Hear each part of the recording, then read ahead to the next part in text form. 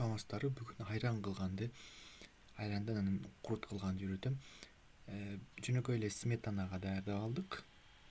Сметанага куюлду. Эми буну сүзүш керек. Сары суусун чыгарып алыш керек да. Анан кийин буга мен сухарики да кошом. Сухарикти болсо майда кылып өткөзүп алам жана чөптөрдү кошуп коем.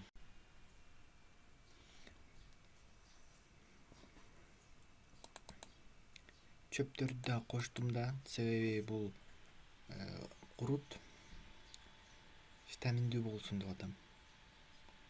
Сухариктер дагы нан жегендей мындай тез татым катары болуп калат да.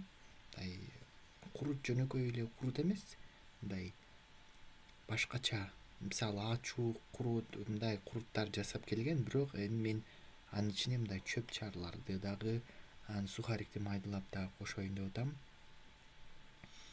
Мен өзүм ушундай тамактарды ойлоп тапканды жакшы көрөм.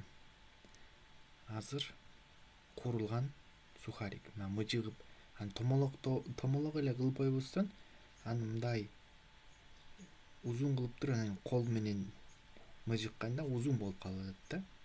Узун. Ушундай да түрүн чыгарсак болот.